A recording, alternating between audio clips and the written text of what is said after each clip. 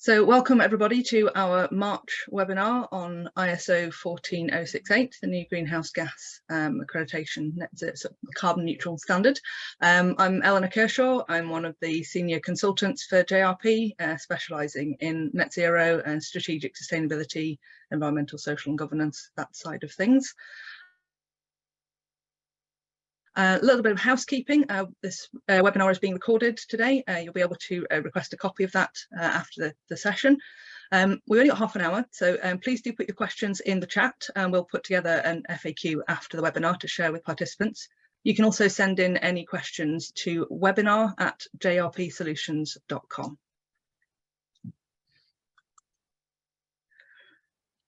So ISO 14068, what's the story so far? So the PAS 2016, PAS 2016, that stands for Publicly Available Specification.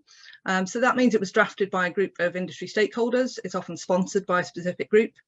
It develops leadership and best practice sort of benchmarking. It doesn't have expectations laid out in it for auditing or external verification. So it's not an auditable standard, although you will see that people are offering and sometimes showing certification that they are to PAS 2060 standard, but it doesn't really have an auditing standard. But people are offering it and people are asking for it, so there is clearly a demand, and this proper ISO standard is really meeting that demand, so it's very timely. Looking sort of a year after, so PAS 2060 was out in 2010 and then revised in 2014. In 2015 we had the Paris Climate Agreement, so that was our international agreement on the climate objectives and a timeline. So we now have an objective and we know what we need to get to and by when and why, and that's now internationally agreed. In 2021 the SBTi expanded their science-based targets programme to a net zero standard.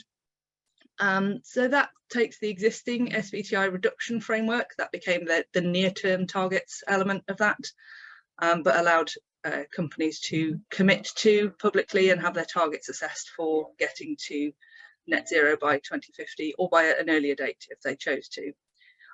Also in 2021 in the UK, the Competitions and Markets Authority launched the Green Claims Code.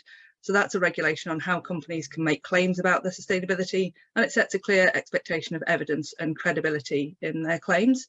So in the UK context, we're getting more and more challenge to what are your claims, how are they backed up?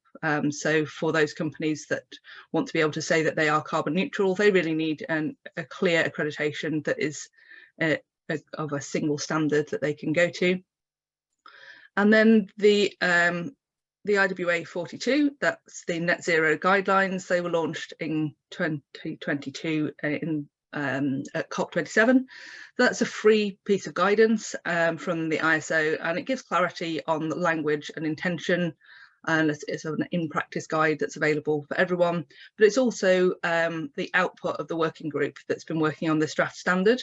So a lot of the content in that IWA is very clearly what's going to be in the standard. The draft standard is now out. You can order it, but obviously it's subject to change. But if you want to see what's likely to be in there, it is available to purchase for a small price from the ISO. So obviously we've done that, we've looked through it, and this kind of short workshop session will give you a sense of what to expect and how it might affect you. So I want to start with what it isn't.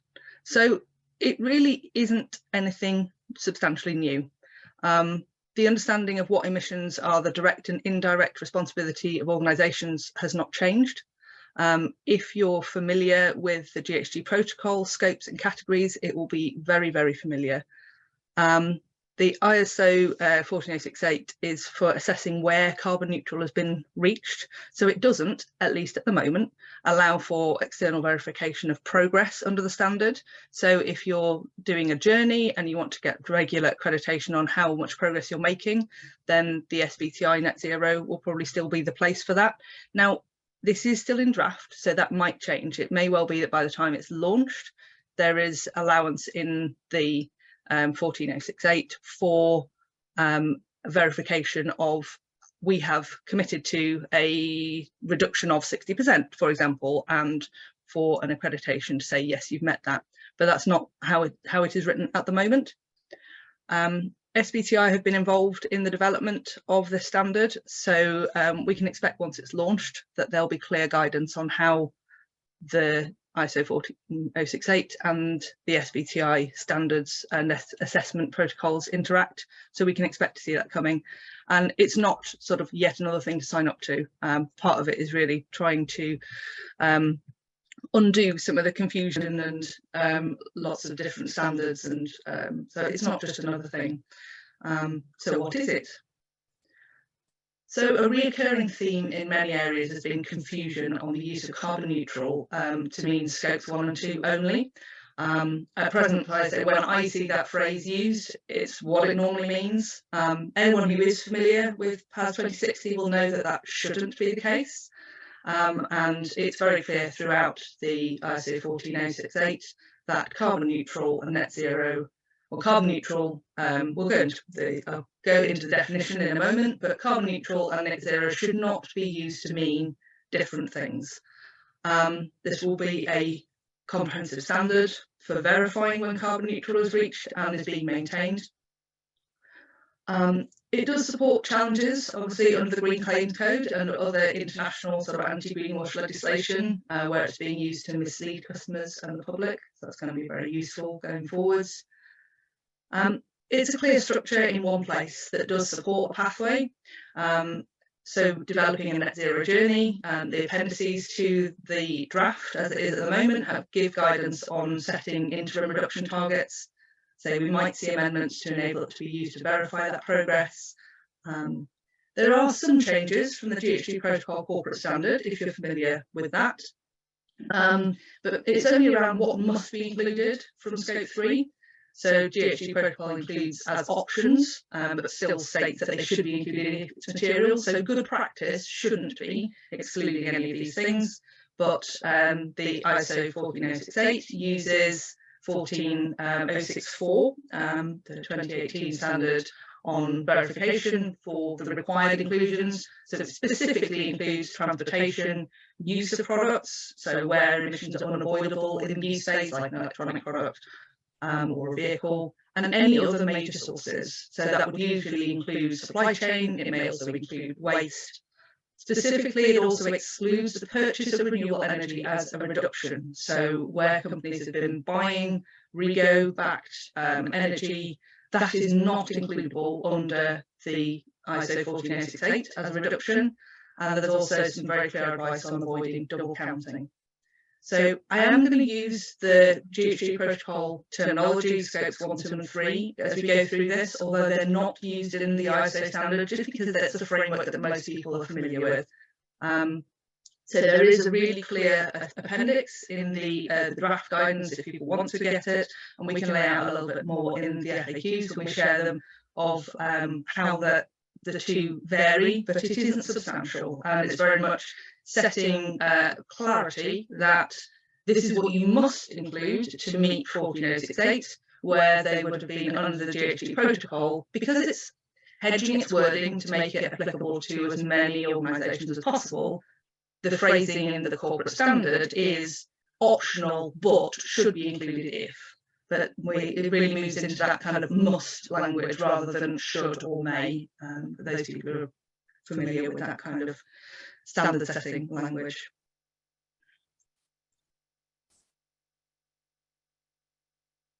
So as I said, it's at the draft stage. So the draft was released for review in November. At the moment, it's at the ballot stage. So the review group that have been working on it, the ballot is out. That's open for, I think it's a 12-week process. It closes in mid-April. Then at the end of that, so when they've submitted all of their responses, and there's various other bodies that it's been sent out to and requested for their input, there'll be a report produced at the review stage. That will then go back to the development group, and any amendments will be put together. So it'll either be amended, or if there's no amendments they want to make, which I think is very unlikely, then it would go to proposal finalisation. So that amendments and review process can repeat as many times as necessary until it gets to a point where the stakeholders who are involved in that are happy that it's ready to go for they think it's final text. The final text is then reviewed at high level. There's another voting stage at the ISO level. Again, that's another 12-week thing, and then it moves to publication, and it moves then into becoming available. So as you can see, Eleanor, sorry, before you carry on, we've got a horrible echo on the line.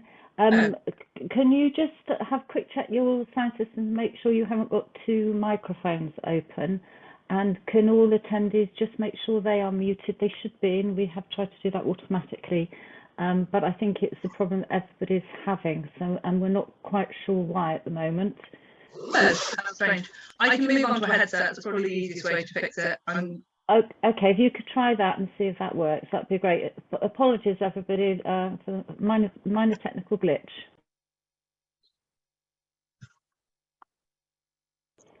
Thanks, Eleanor. No problem.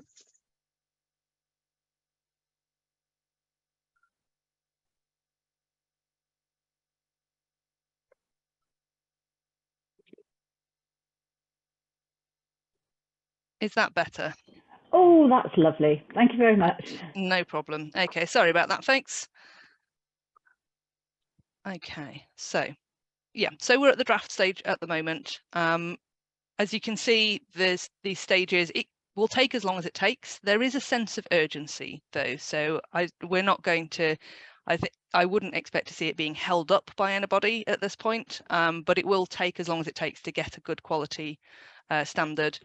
As often the case with these, we can expect once the standard is released that it will probably then see a revision in sort of 2 or 3 years' time, if there's any need to kind of finesse things or a reissue.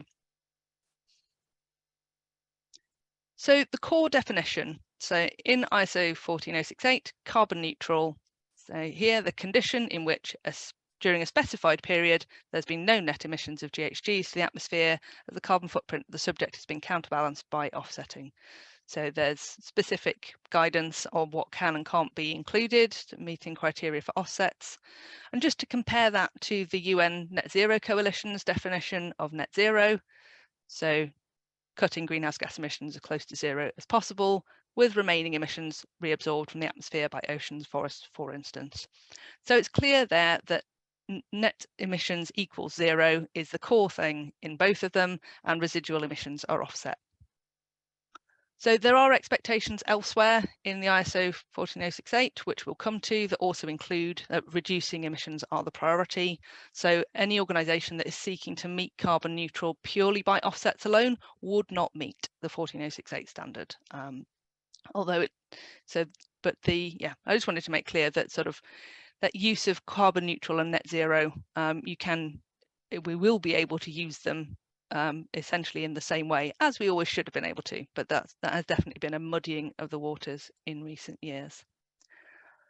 So there are 10 core principles that are set out in the standard, which I'll go through briefly here. Again, these things shouldn't be new. This is really just laying out, this is a best practice standard, this is what's expected in order for people to meet their net zero targets or carbon neutral targets responsibly across the board. So transparency, so public disclosure, enabling your stakeholders, customers, investors, etc., to make good decisions based on what you're actually doing. Conservativeness, so making sure it's not overstated, that where estimates are being made, that they're being made based on more a worst case scenario than a best case scenario, so that is a good quality of data. So data quality will be a key thing to recognise as part of that as well. Being transparent about where you have been able to measure accurately and what is based on estimates will also be a big part of that. A GHG hierarchy approach, which I'll talk about a little bit more in a minute. So this really puts the priority on first, reduce your emissions you can control directly, reduce your emissions that you can have a strong influence in indirectly, change how you operate so that it is a lower carbon model.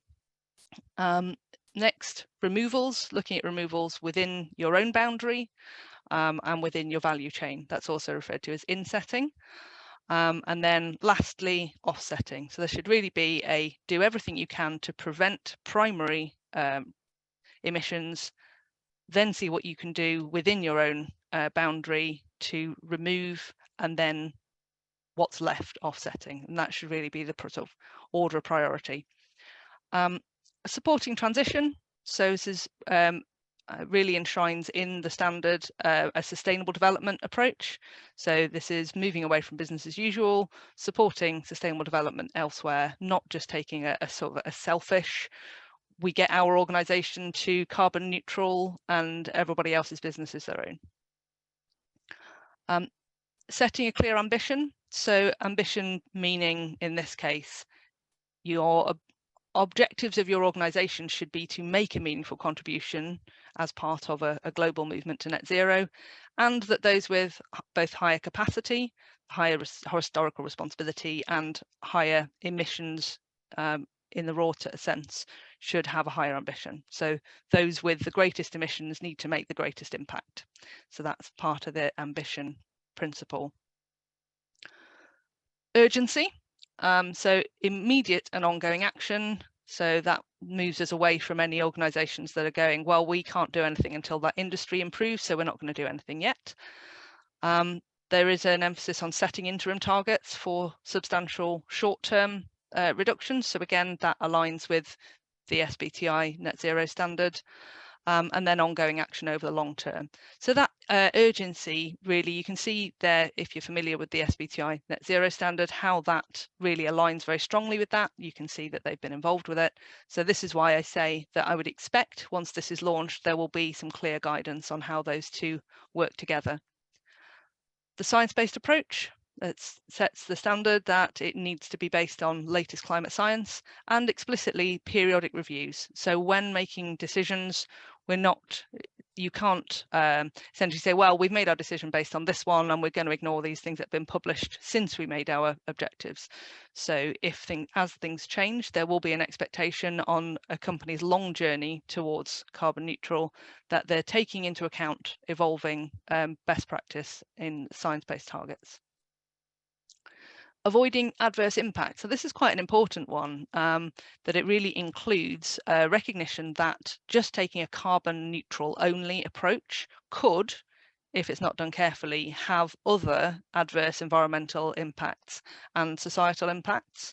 So this really just makes it clear that you do need to minimize any adverse impacts while you're making your journey towards carbon neutral. Accountability, that's pretty standard, just that it rests with the entity that controls the subject or the organisation of any claim. And the value chain and life cycle approach. So this is just, again, making it very clear this includes the whole value chain, upstream and downstream. So the boundaries that are set are to do with the influence and the emissions beyond the kind of footprint of the initial company. So again, all of those things should be quite familiar, either from other standards or from science-based targets, if you've been involved with that at all to date.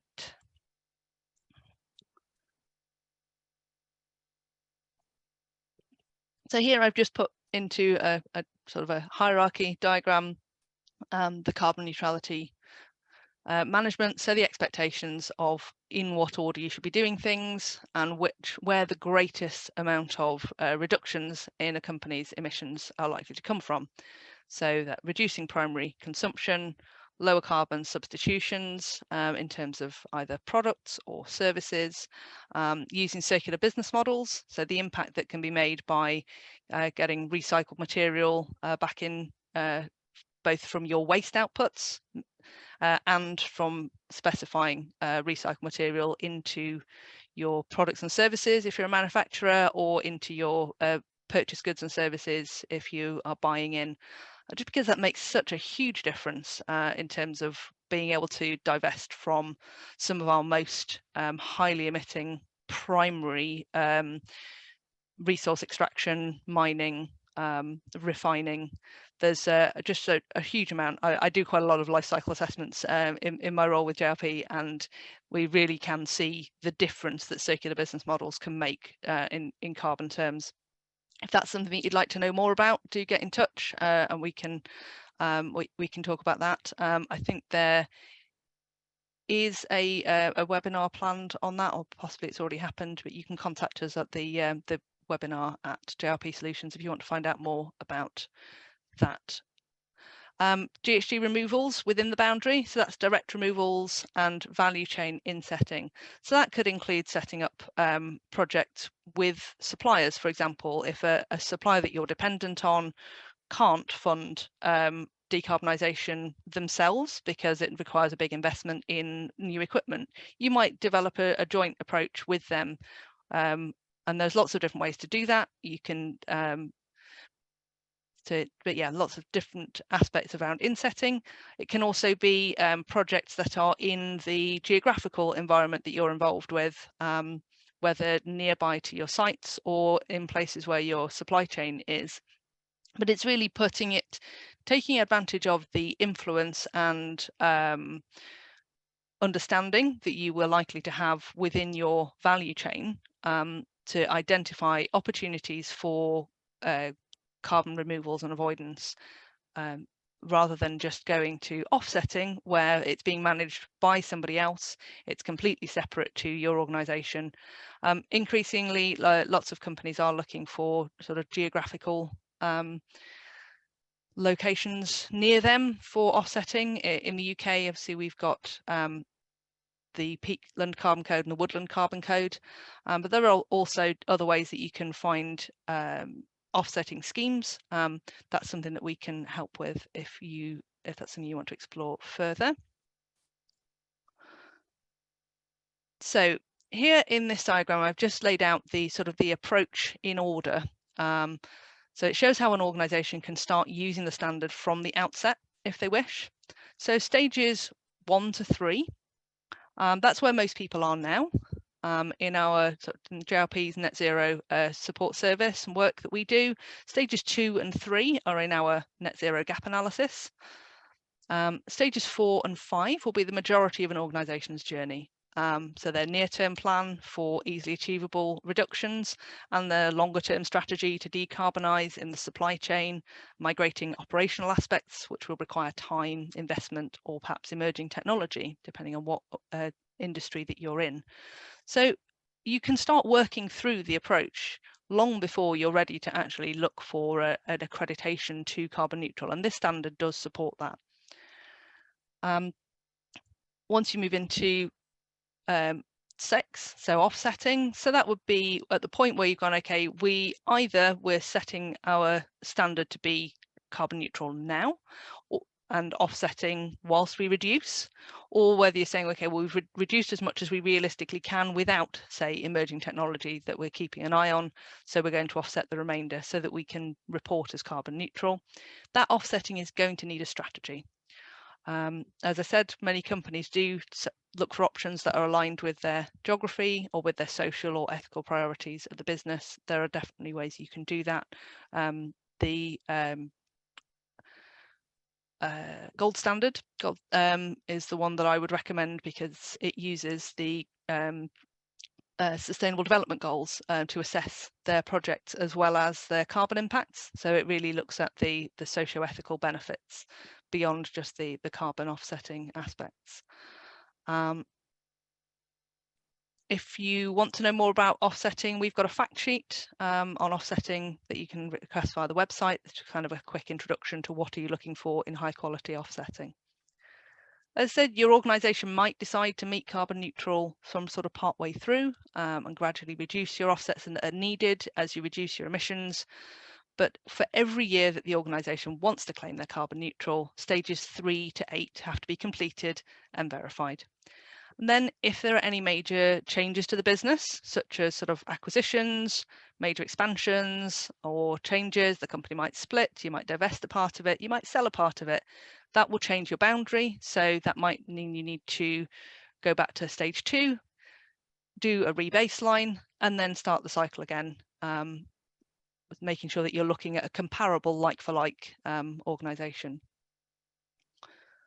And all of those sections are set out really clearly throughout the standard. There's a lovely diagram that tells you which clause, where in the document meets each of these, and I've adapted that diagram to discuss with you today. So finally, when will you be using it? I mean, obviously you won't be using it until it's launched officially, but when in your business's processes might you be using it?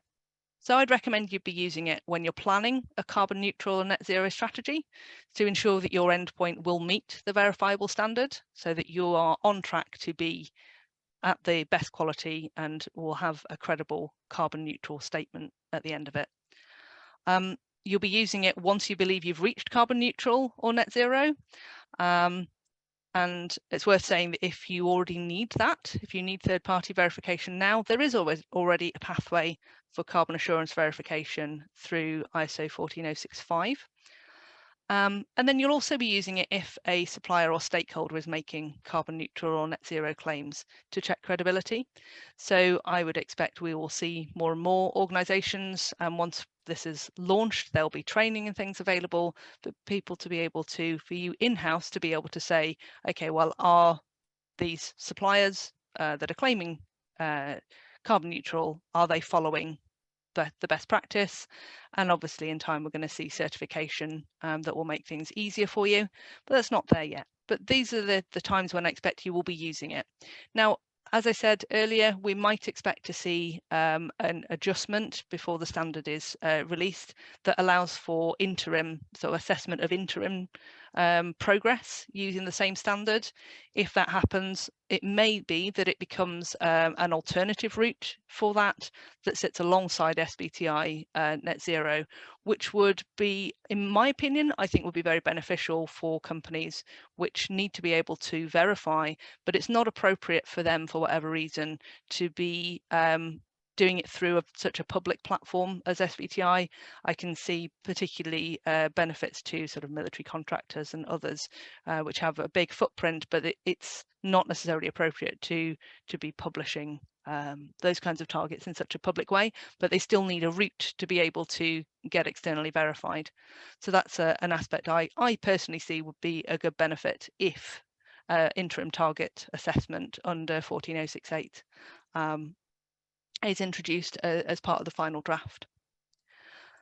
So that's it for today. That's our whistle-stop tour of ISO 14068. Hopefully it's left you with a better understanding of what's coming, how it's likely to be relevant to you, how it might affect your business, and hopefully you're reassured that it's not a big, new and scary thing that you will have to worry about. This is only a short webinar, so we don't have time to take and answer questions on the webinar today. But if you do have any questions, you can, if you haven't already popped them in the chat, please do. You can email them to webinar@jrpsolutions.com or to info@jrpsolutions.com that's on the screen there now. And we will put together an FAQ once we've got those questions together, and that will hopefully be something that's useful for you going forward. So thank you today for making time to join us. And if you have any other questions on what we might be able to do for you or anything that I've said today, particularly if you missed something at the beginning, which when the audio wasn't so good, do let us know and we can clarify that for you. So That's thanks great. again for your time. Thanks ever so much, Ellen. No, that's really, really useful. You've had a good number of questions. So as you said, we'll get a reply back to those questions with a link to the recording, hopefully within the next few days. Thank you very much. Bye, everyone.